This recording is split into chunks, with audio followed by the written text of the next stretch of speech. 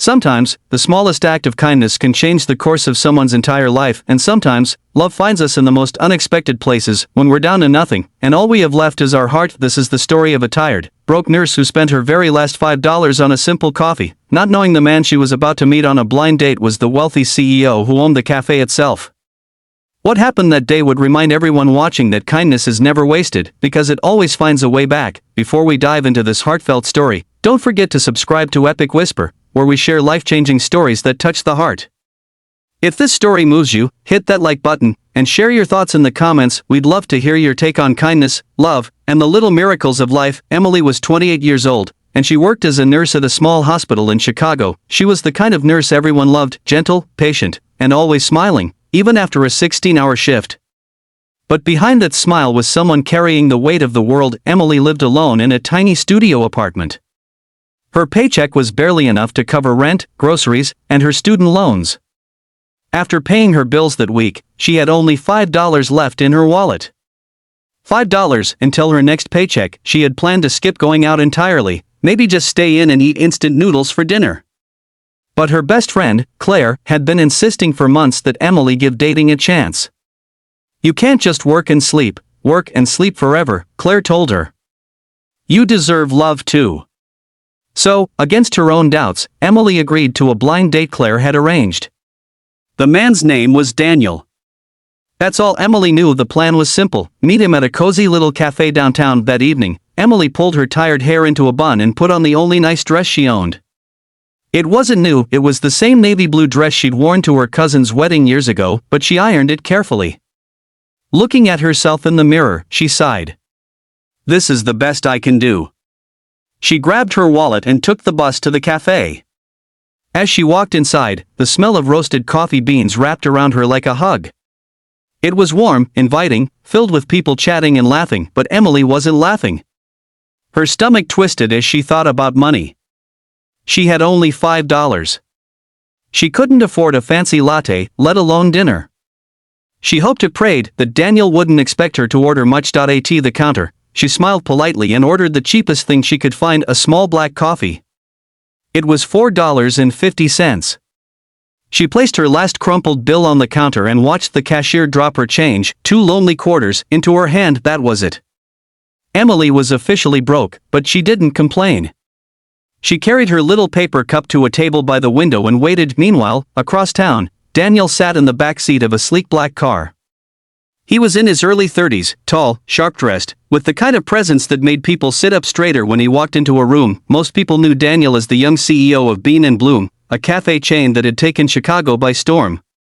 What people didn't know was that Daniel was tired. Tired of fake smiles, fake friends, and women who only cared about his money. So when his friend Mark suggested a blind date, Daniel almost said no. But curiosity got the better of him. And so, for once, he left behind his tailored suit and wore a simple gray sweater and jeans.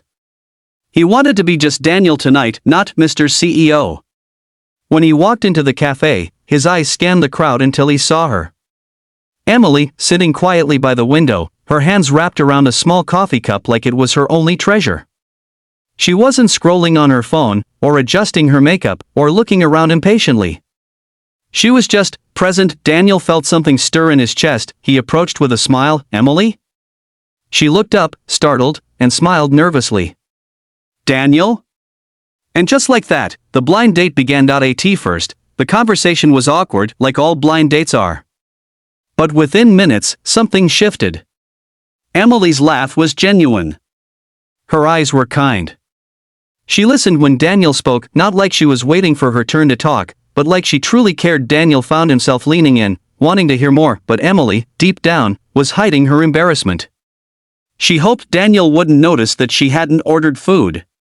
She was starving. Her stomach growled loudly once, but she brushed it off, pretending she wasn't hungry. Daniel noticed, though. "Did you want to eat something?" he asked gently. Emily shook her head quickly. No, I'm fine. I already ate before coming." It was a lie. Daniel didn't push.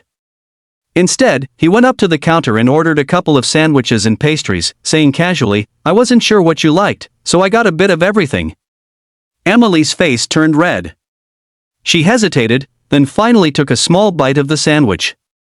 The taste of warm bread and melted cheese almost made her tear up as they talked. Daniel asked about her life, Emily told him about being a nurse, about working long shifts, holding the hands of patients when no one else was there, about celebrating tiny victories like when an elderly patient finally walked again. Daniel listened intently. He was struck by her passion, her humility. She never once complained about her struggles.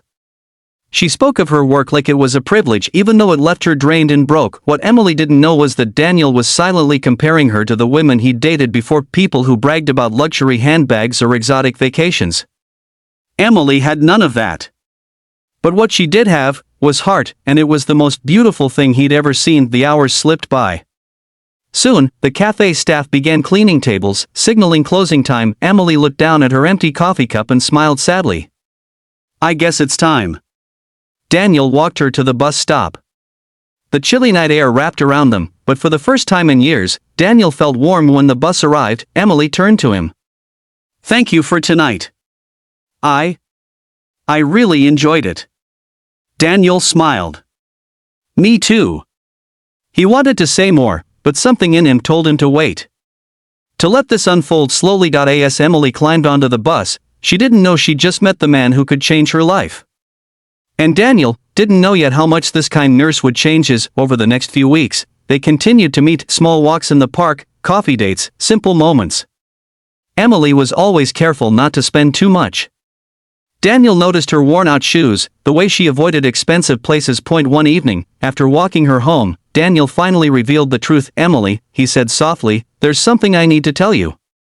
The cafe where we met. I own it. In fact, I own the whole chain." Emily froze. She thought he was joking. But the look in his eyes told her he wasn't. Her heart dropped.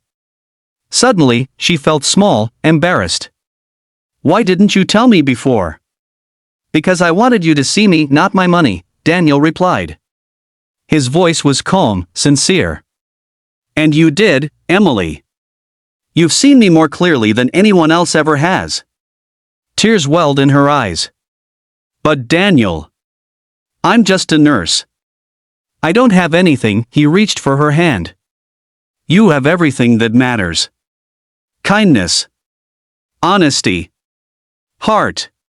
Do you know how rare that is?" In that moment, Emily realized something. Her last $5 hadn't been wasted. It had led her here, into the arms of a man who saw her worth, not her wallet. Weeks later, Emily and Daniel sat together in that same cafe, laughing as they shared a slice of cake. Only this time, Emily didn't have to worry about money. And Daniel didn't have to worry about being loved for the wrong reasons. All it had taken was one small act of courage. One cup of coffee. One night where kindness showed its face. This story reminds us of a simple truth: kindness is never wasted. Even when we feel we have little to give, a smile, a gentle word, or a small sacrifice can ripple into something greater than we could ever imagine. Emily gave her last $5, not knowing it would open the door to love. And Daniel, a wealthy CEO, found the one thing money could never buy: genuine connection. So, as you step into your own day, remember this: the smallest acts of kindness can lead to the biggest miracles, because when kindness leads, love always follows.